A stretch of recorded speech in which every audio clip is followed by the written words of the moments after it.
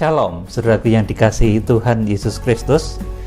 Sekarang tanggal 4 bulan Desember 2021, saya akan sampaikan tema yang simpel tetapi sangat penting dan menarik, yaitu 9 tanda pasti kedatangan Tuhan Yesus Kristus. Bulan Natal ini dahulu kita kenal sebagai kedatangan Tuhan Yesus sebagai Juru Selamat dunia. Dia yang dilahirkan oleh perawan Maria. Kemudian saudaraku, pada waktu itu ada orang Majus, kemudian juga para gembala, kemudian ada Herodes ahli kitab. Cerita itu kita sudah hafal, saudara. Tetapi di akhir zaman ini, di hari penghakiman, di akhir zaman atau di hari kiamat itu yang akan datang juga Tuhan kita Yesus Kristus. Itulah dahsyatnya Tuhan Yesus Kristus. Oleh karena itu, saudaraku, yang diberi tanda pasti mengenai kedatangan Tuhan Yesus Kristus itu juga kita, umatnya, kita, tubuhnya, kita, mempelai wanita anak domba Allah. Kita yang diberitahu, saudaraku. Saudara yang dikasihi Tuhan, jadi Tuhan memberikan tanda-tanda yang jelas tentang kedatangannya. Sebab yang mau datang di akhir zaman itu Tuhan Yesus Kristus, bukan orang lain, bukan Nabi Musa, bukan Elia, bukan itu, tapi Tuhan Yesus Kristus, bukan nabi-nabi yang lain. Oleh karena itu yang diberitahu tentang kedatangan Tuhan Yesus Kristus, tanda-tandanya secara detail, kronologis, dan bahkan luar biasa sekali. Ini adalah kita sebagai pewaris, sebagai penerus dari firman yang diteruskan oleh Tuhan Yesus Kristus, yang disampaikan oleh Tuhan Yesus Kristus.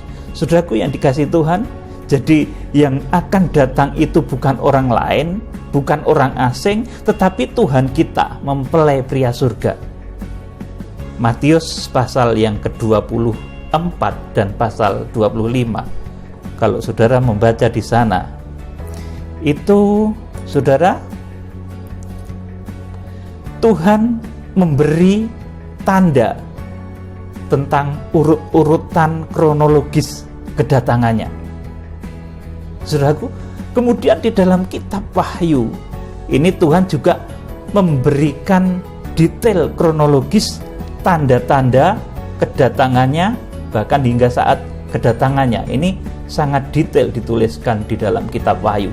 Saudara yang dikasihi Tuhan, lalu apa bedanya perkataan Tuhan Yesus di dalam Injil Matius dengan apa yang ditulis oleh Rasul Yohanes dalam kitab Wahyu? Itu juga sabda Tuhan Yesus Kristus melalui pewahyuan.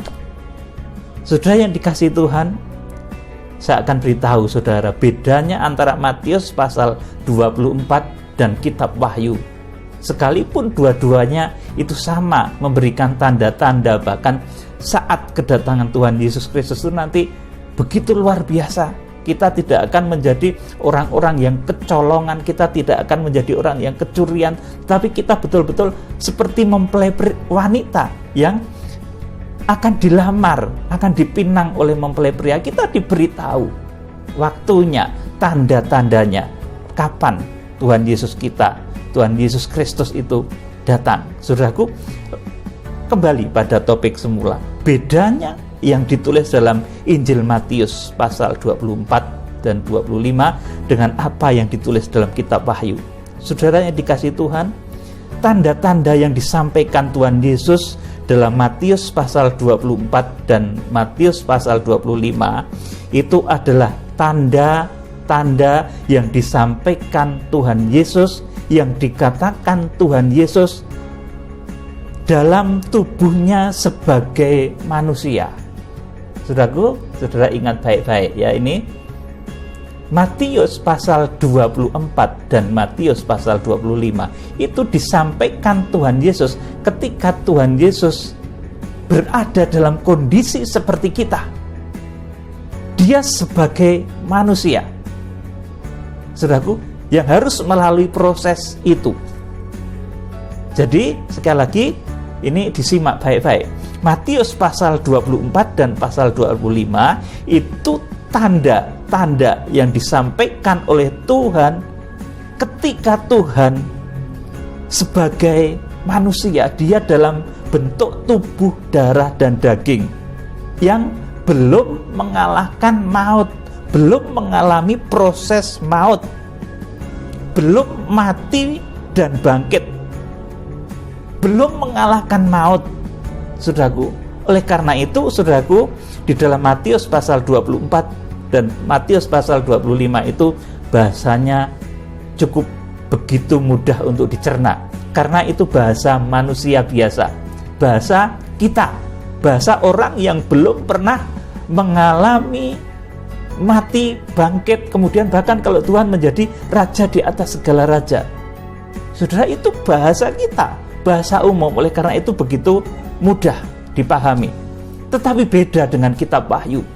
Saudara yang dikasihi Tuhan, sedangkan apa yang disampaikan Tuhan Yesus di dalam kitab Wahyu, saudaraku, Wahyu kepada Yohanes, itu adalah detail kronologis, bahkan tanda-tanda, kemudian detail kronologis yang begitu gamblang yang disampaikan oleh Tuhan Yesus Kristus, saudaraku, sebagai Dia, Tuhan yang sudah bangkit. Dia sudah mengalami kematian, dia pernah melihat alam maut, dia sudah berada di dimensi lahir dan batin, di dimensi fisik dan dimensi supranatural. Saudara yang dikasihi Tuhan, jadi apa yang disampaikan oleh Tuhan Yesus kepada Yohanes itu adalah detail kronologis yang disampaikan Tuhan sebagai Dia yang sudah bangkit dari kematian. Artinya apa, saudaraku? Ini sesuatu yang lebih detail. Kalau seseorang yang seperti kita ini, saudaraku, dalam posisi Tuhan Yesus ketika dia belum disalib, dia belum mati, dia belum bangkit, saudaraku, masih banyak hal-hal pula, saudaraku, yang oleh Bapa masih tertutup. Tetapi ketika dia sudah melalui alam kematian, kemudian kebangkitan, bahkan dia jadi raja surga, saudaraku, ini apa yang dahulu tertutup itu disingkapkan. Oleh karena itu kemudian, saudaraku, disampaikanlah detail kronologis tentang akhir zaman itu di dalam bahasa yang luar biasa indah yang namanya kitab Wahyu, dan ini diberikan kepada Rasul Yohanes. Saudaraku yang dikasihi Tuhan, jadi yang disampaikan oleh Tuhan Yesus di dalam kitab Wahyu ini adalah detail kronologis yang disampaikannya sebagai Dia yang sudah bangkit.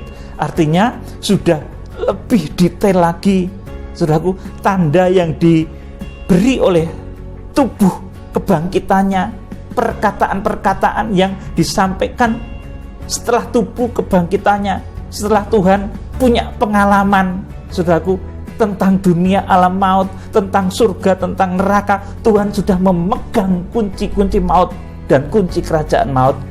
Saudaraku, itulah sebabnya kitab Wahyu itu lebih detail.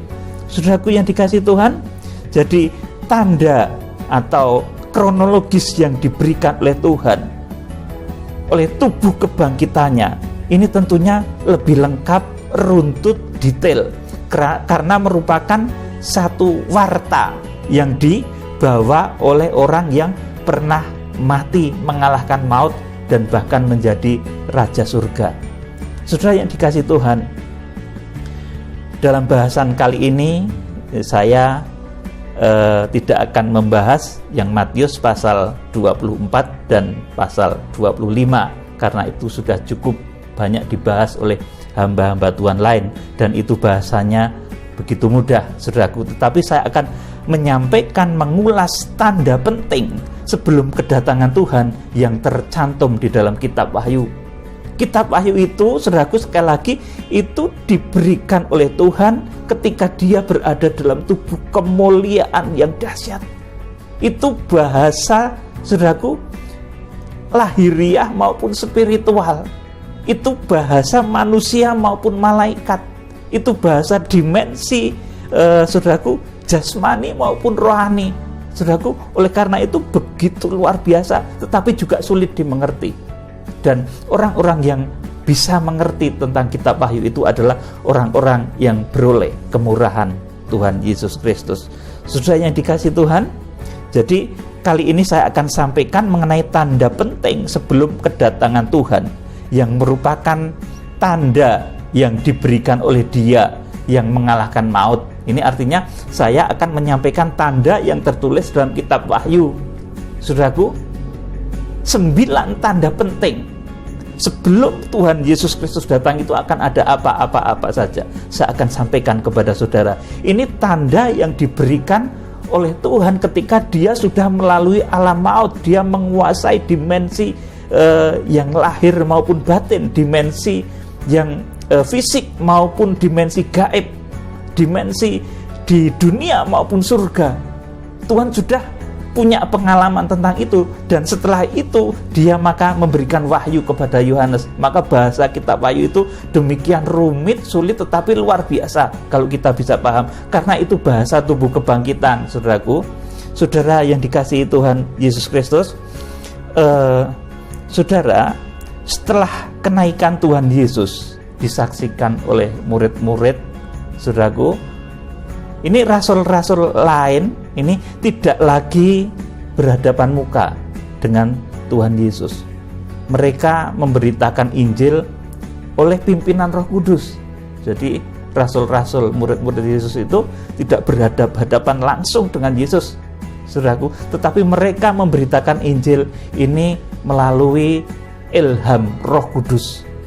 Saudaraku, tetapi Yohanes ini beda, saudaraku. Makanya Yohanes itu juga luar biasa, saudaraku. Dikatakan dalam satu ayat, Yohanes itu murid yang ada di dada Yesus, begitu.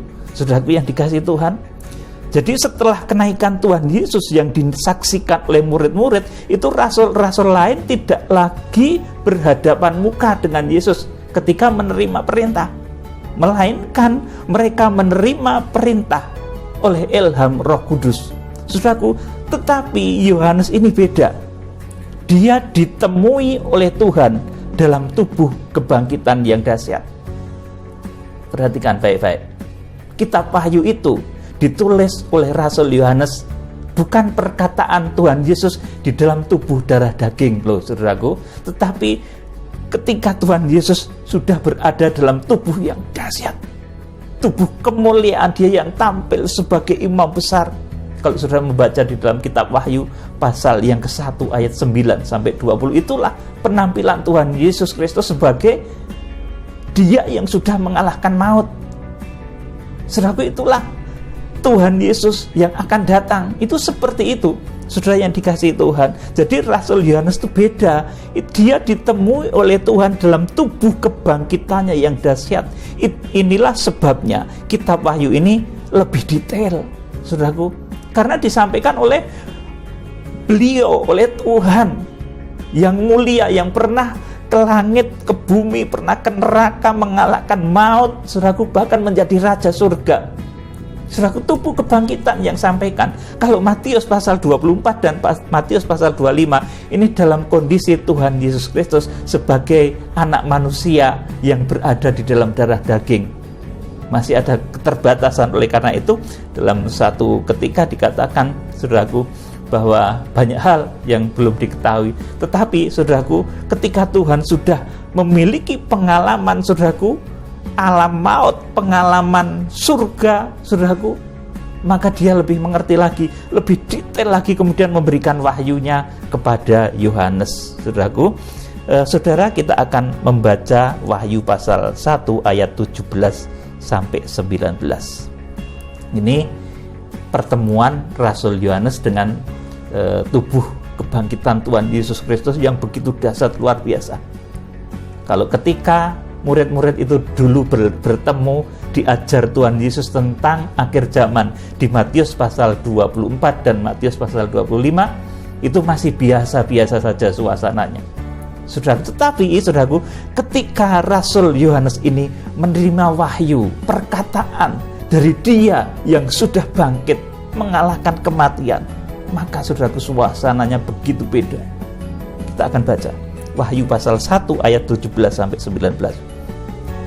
Ketika aku melihat dia, tersungkurlah aku di depan kakinya, sama seperti orang yang mati. Tetapi ia meletakkan tangan kanannya di atasku lalu berkata, jangan takut, aku adalah yang awal dan yang akhir dan yang hidup. Aku telah mati, namun lihatlah, aku hidup sampai selama-lamanya, dan aku memegang segala kunci maut dan kerajaan maut. Karena itu, tuliskanlah apa yang telah kau lihat, baik yang terjadi sekarang maupun yang akan terjadi sesudah ini. Jadi kitab Wahyu ini, saudaraku, ini merupakan tulisan Rasul Yohanes atas perintah Tuhan Yesus yang sudah berada dalam tubuh kemuliaan yang dahsyat luar biasa. Oleh karena itu di dalam kitab Wahyu itu, saudaraku, begitu detail mengenai kronologis menjelang kedatangannya, apa-apa yang akan terjadi bahkan ketika kedatangannya, bahkan sesudah kedatangannya. Saudara yang dikasihi Tuhan, karena Tuhan sudah punya pengalaman, dikatakan di sini, saudaraku, aku adalah yang awal dan yang akhir dan yang hidup. Aku telah mati, namun lihatlah, aku hidup sampai selama-lamanya, dan aku memegang segala kunci maut dan kerajaan maut.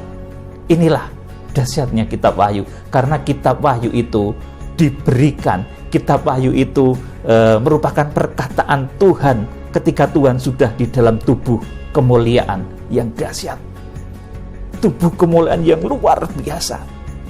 Saudara, saya catat ada beberapa peristiwa besar yang dicatat oleh Rasul Yohanes dalam pertemuannya dengan tubuh kebangkitan Tuhan mengenai akhir zaman. Jadi Rasul Yohanes di Pulau Patmos itu ketemu dengan Tuhan. Tuhan yang bukan tubuh darah daging lagi, tapi Tuhan yang dalam tubuh dahsyat, tubuh kemuliaan. Dan tubuh kemuliaan itu memberikan wahyu kepada Yohanes supaya dicatat. Dikatakan, karena itu tuliskanlah apa yang telah kau lihat, baik yang terjadi sekarang maupun yang akan terjadi sesudah ini. Saudaraku, saya catat ada 9 tanda sebelum kedatangan Tuhan Yesus Kristus yang penting kita ketahui. Ada 9 tanda penting yang harus saudara mengerti. Sebelum kedatangan Tuhan Yesus itu harus ada apa-apa-apa. Ada 9 hal penting. Yang pertama, saudara perhatikan, sebelum kedatangan Tuhan Yesus Kristus, ini akan muncul, tampil pelayanan Imam Besar Agung yang langsung memimpin kegerakan kitab Wahyu. Sehingga kegerakan kitab Wahyu ini akan begitu dahsyat, ditandai dengan goncangan-goncangan alam raya, ditandai dengan kuasa-kuasa yang melintasi pulau, melintasi lautan, melintasi benua. Karena pemimpinnya Tuhan yang sudah melintasi semua langit. Karena pemimpinnya Tuhan Yesus, Imam Besar Agung. Saudaraku, kalau Tuhan berkata terjadi gempa, Tuhan berkata, saudaraku, terjadi gunung meletus, Tuhan berkata ada tsunami, terjadilah. Ada wabah, terjadilah. Saudaraku yang dikasihi Tuhan Yesus. Jadi karena kitab Wahyu ini, saudaraku, disampaikan oleh Dia yang sudah berada di dalam tubuh kebangkitan, saudaraku, maka yang pertama tandanya ini tampilnya pelayanan Imam Besar Agung yang langsung memimpin kegerakan kitab Wahyu, sehingga kegerakan kitab Wahyu akan begitu dahsyat, ditandai dengan berbagai macam guncangan alam raya. Ini Wahyu pasal 1 ayat 9-20. Tidak usah saya bacakan, sudah sering saya bacakan, saudaraku. Di sana Tuhan tampil begitu dahsyat. Saudaraku, menemui Rasul Yohanes dan hamba-hamba Tuhan di akhir zaman yang mendapatkan panggilan khusus pasti juga bertemunya dengan Tuhan yang tampil di Wahyu pasal 1 ayat 9-20 ini. Saudaraku, saudara yang dikasihi Tuhan, ini yang pertama. Jadi yang pertama, tampilnya pelayanan Imam Besar Agung yang langsung memimpin kegerakan kitab Wahyu, sehingga kegerakan kitab Wahyu ini dahsyat, berpengaruh pada langit, bumi, gunung, saudaraku, samudera, berpengaruh kepada alam raya, saudaraku. Kemudian yang kedua, ini munculnya hamba-hamba Tuhan yang sangat diurapi, yang menjadi tangan kanan Tuhan, pelaksana pekerjaan Tuhan yang disebut sebagai 7 bintang. Ini 7 hamba Tuhan yang sudah bolak-balik juga saya ulas, yang akan dipakai oleh Tuhan. 7 hamba Tuhan pilihan dari seluruh penjuru bumi, dan sebagian besar diantaranya dari Indonesia, karena pemberitaan kitab Wahyu bermula dari Indonesia, saudaraku. Dan nanti ada juga dari luar negeri hamba-hamba Tuhan itu. 7 bintang itu, saudaraku. Bintang itu siapa? Daniel terangkan, itu adalah orang-orang yang bisa memberi petunjuk kepada orang banyak.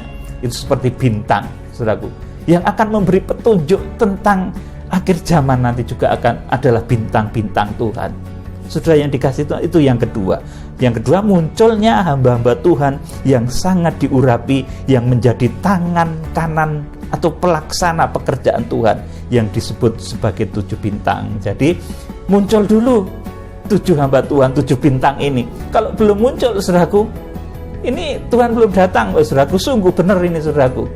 Kemudian yang ketiga, ini terjadinya penyucian dan pendamaian untuk orang-orang kudus, untuk gereja Tuhan, dari beraneka ragamnya gereja Tuhan di muka bumi. Ini digambarkan di dalam kitab Wahyu pasal 2 dan pasal 3.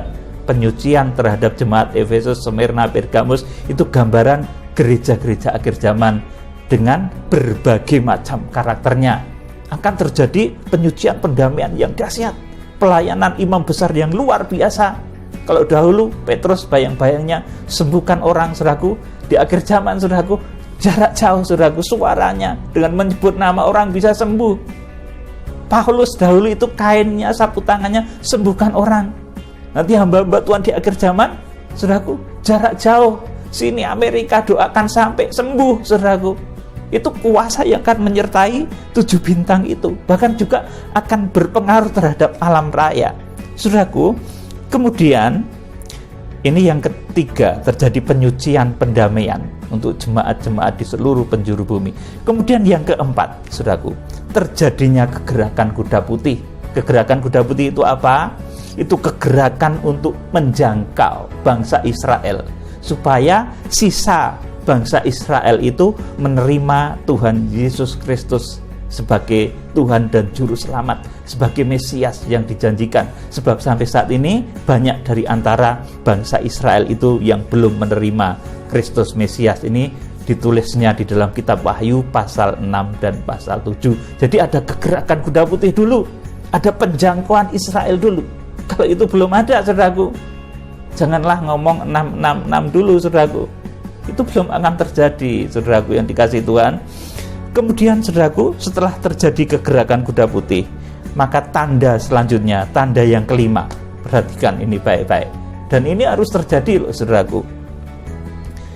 Tanda yang kelima ini mengerikan, saudaraku, yaitu matinya 1/4 penduduk bumi secara hampir bersamaan.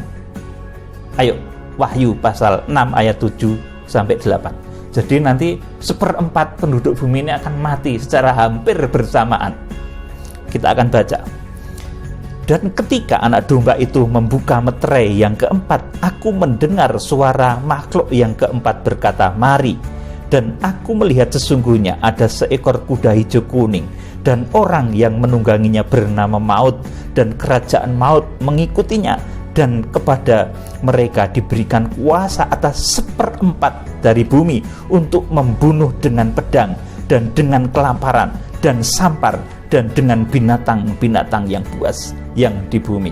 Amin. Saudaraku, jadi kalau keyakinan saya ini adalah perang dunia yang ketiga, saudaraku.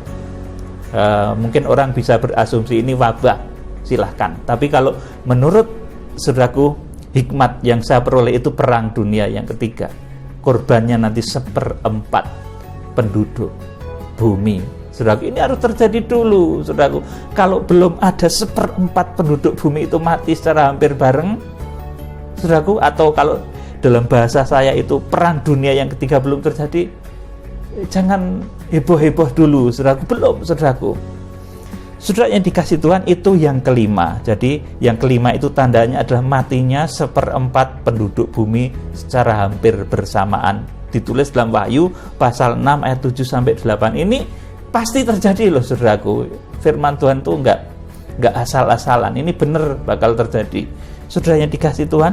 Kemudian yang keenam, saudaraku, tanda yang keenam dari kedatangan Tuhan, sebelum kedatangan Tuhan itu ini harus terjadi. Tanda yang keenam ini, bersatunya gereja-gereja dari seluruh penjuru bumi dengan gereja yang berasal dari bangsa Israel. Saudaraku, jadi nanti orang-orang percaya dari seluruh penjuru bumi ini akan bersatu rukun dengan gereja dari bangsa Israel. Saat ini belum, saudaraku. Ini akan terjadi. Itu puncaknya di mana, saudaraku? Di Wahyu pasal yang ke-8 ayat 1. Ketika anak domba itu membuka meterai yang ke-7, sunyi senyaplah di surga selama setengah jam lamanya, saudaraku. Itu satu perlambang ketika nanti gereja dari non-Israel itu bisa bersatu dengan gereja dari bangsa Israel. Mesra sekali begitu, saudaraku. Kemudian ini tanda yang keenam ya saudaraku, jadi terjadinya persatuan antara gereja non-Israel dengan gereja bangsa Israel. Kalau bahasa Alkitabnya, terjadinya kesatuan antara gereja Zaitun liar dengan gereja Zaitun asli. Ini tanda yang keenam. Kemudian tanda yang ketujuh ini mengerikan lagi, saudaraku. Tanda yang ketujuh sebelum kedatangan Tuhan Yesus Kristus ini harus terjadi dulu, adalah matinya sepertiga penduduk bumi secara hampir bersamaan lagi. Kemudian itu disertai dengan munculnya 200 juta tentara dalam medan peperangan. Saudara, ini ditulis dalam Wahyu pasal yang ke-9 ayat 15 sampai 18. Saudaraku, jadi akan ada sepertiga penduduk bumi ini yang mati secara hampir bersamaan. Kalau ini belum terjadi, Tuhan belum datang, saudaraku. Kita akan baca Wahyu pasal 9 ayat 15 sampai 18. Ini sangkakala yang keenam. Maka dilepaskanlah keempat malaikat yang telah disiapkan bagi jam dan hari, bulan dan tahun, untuk membunuh sepertiga dari umat manusia. Jadi sepertiga umat manusia akan dibunuh, saudaraku. Dan jumlah tentara itu ialah 20.000 laksa pasukan berkuda. Aku mendengar jumlah mereka 20.000 laksa, itu 200 juta. Jadi nanti akan ada peperangan yang melibatkan 200 juta tentara, dan ini akan membinasakan sepertiga penduduk bumi. Ini saya yakin ini juga perang dunia. Saudaraku yang dikasih Tuhan, korbannya sepertiga penduduk bumi. Saudara, ini harus ada loh, saudaraku. Ini ditulis dalam Wahyu pasal 9 ayat 15 sampai 18. Ini merupakan tanda ketujuh, saudara yang dikasih Tuhan. Kemudian tanda yang ke-8, saudaraku. Apa sebelum Tuhan Yesus Kristus datang itu, saudaraku? Ini Wahyu pasal yang ke-12. Terlihatnya tanda besar di langit.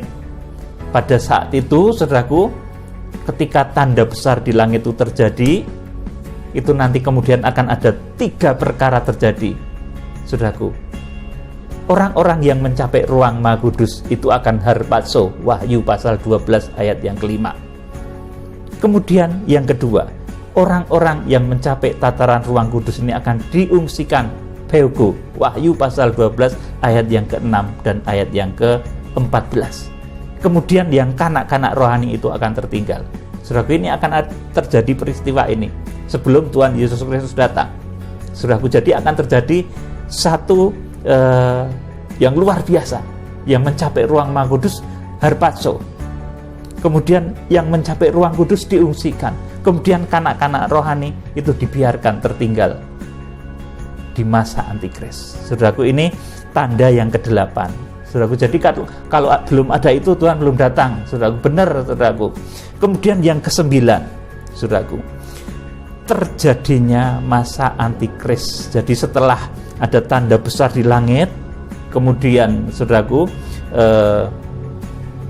anak laki-laki lahir, orang yang mencapai tataran ruang Maha Kudus itu harpazo, kemudian orang-orang kudus diungsikan, kemudian kanak-kanak rohani itu diizinkan tertinggal dan diinjak-injak, maka kemudian di bumi, saudaraku, timbul masa yang namanya masa antikris, karena iblis sudah dicampakkan dari surga turun ke bumi, sudah tidak bisa naik turun surga bumi lagi, saudaraku.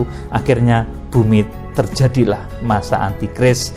Kemudian baru setelah itu diberlakukan tanda 666 selama 42 bulan. Ini tertulis dalam Wahyu pasal yang ke-13. Saudaraku, setelah masa antikris itu berakhir, baru Tuhan Yesus Kristus datang sebagai raja di atas segala raja, sebagai mempelai pria surga, dan sebagai gembala agung. Wahyu pasal 19 ayat yang ke-6 sampai ayat yang ke-9. Bahkan Wahyu pasal 19 secara keseluruhan itu kedatangan Tuhan Yesus Kristus yang akan segera kita sambut. Jadi ada 9 ya tanda dari sebelum datangnya Tuhan Yesus Kristus itu, saudaraku. Ini saya singkat lagi, saudaraku. Ini saya baca lagi, saudaraku. Tanda yang pertama, tampilnya pelayanan imam besar agung. Jadi kegerakan kitab Wahyu akan dahsyat, berpengaruh pada alam raya. Kemudian yang kedua, munculnya hamba-hamba Tuhan yang disebut 7 bintang, yang merupakan pelaksana dari pekerjaan Tuhan ini, pemegang amanat dari kegerakan akhir zaman, saudaraku. Kemudian yang ketiga, terjadinya penyucian pendamaian yang luar biasa atas orang-orang kudus di seluruh penjuru bumi. Ini yang ketiga. Yang keempat, terjadinya kegerakan kuda putih menjangkau bangsa Israel. Kemudian yang kelima, ini ada tanda matinya 1/4 penduduk bumi, hampir bareng, saudaraku. Itu sebelum Tuhan Yesus Kristus datang. Kemudian yang keenam, bersatunya gereja-gereja dari seluruh penjuru bumi dengan gereja yang berasal dari bangsa Israel. Ini Wahyu pasal 8 sampai Wahyu pasal 12. Kemudian yang ketujuh, saudaraku, ini mengerikan, matinya 1/3 penduduk bumi secara hampir bersamaan. Saudaraku, jadi ada 2 kali ya, saudaraku, mati massal itu, saudaraku, di Wahyu pasal 6 dan di Wahyu pasal yang ke-9, saudaraku. Yang Wahyu pasal 6 ayat 7 dan 8 itu 1/4 penduduk bumi, yang di Wahyu pasal 9 ayat 15 sampai 18 itu 1/3 penduduk bumi. Itu akan ada terjadi seperti itu. Sudah. Kemudian yang ke-8, saudaraku, terlihatnya tanda besar di langit. Ada orang yang diangkat harpazo, ada orang yang diungsikan, kemudian ada kanak-kanak rohani. Kemudian yang terakhir, terjadinya masa antikris dan pemberlakuan tanda 666 atau karagma selama, saudaraku, 42 bulan atau 1260 hari lamanya. Kiranya Tuhan Yesus Kristus memberkati saudara. Salam penuaian. Tuhan Yesus Kristus, pemimpin agung kegedakan kitab Wahyu, memberkati saudara. Haleluya.